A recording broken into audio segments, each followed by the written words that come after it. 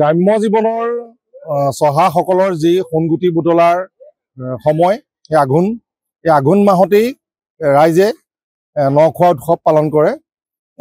সেই মৰ্মে আজি আমাৰ ঢেকীয়াখোৱাবাসী ৰাইজ তথা সকলো যুৱক যুৱতী বয়োবৃদ্ধ পৰা ধৰি সকলো ৰাইজৰ সহযোগিতাত আজি এই অনুষ্ঠানভাগ অনুষ্ঠিত হয়।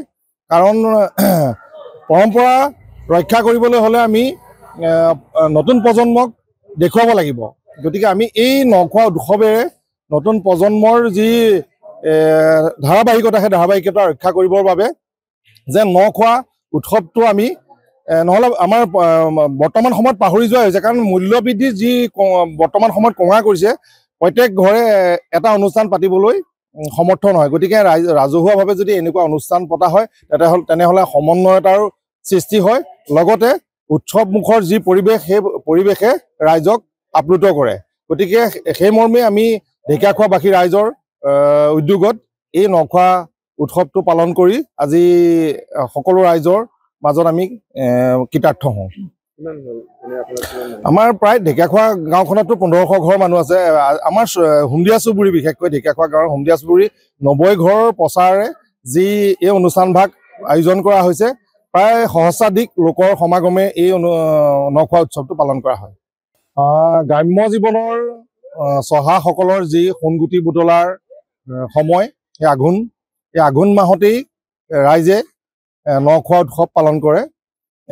সেই মৰ্মে আজি আমাৰ ঢেকীয়াখোৱাবাসী ৰাইজ তথা সকলো যুৱক যুৱতী বয়োবৃদ্ধ পৰা ধৰি সকলো ৰাইজৰ সহযোগিতাত আজি এই অনুষ্ঠানভাগ অনুষ্ঠিত হয়। কাৰণ পৰম্পৰা ৰক্ষা কৰিবলৈ হ'লে আমি নতুন প্ৰজন্মক দেখুৱাব লাগিব। গতিকে আমি এই নখোৱা উৎসৱেৰে নতুন প্ৰজন্মৰ যি ধাৰাবাহিকতা সেই ধাৰাবাহিকতা ৰক্ষা কৰিবৰ বাবে যে নখোৱা উৎসৱটো আমি নহ'লে আমাৰ বৰ্তমান সময়ত পাহৰি যোৱা হৈছে। কাৰণ মূল্যবৃদ্ধি যি বৰ্তমান সময়ত কমা কৰিছে, প্ৰত্যেক ঘৰে এটা অনুষ্ঠান পাতিবলৈ সমৰ্থ নহয়। গতিকে ৰাজহুৱাভাৱে যদি এনেকুৱা অনুষ্ঠান পতা হয় তেনেহ'লে সমন্বয়তাৰ সৃষ্টি হয়, লগতে উৎসৱমুখৰ যি পৰিৱেশ সেই পৰিৱেশে ৰাইজক আপ্লুত কৰে।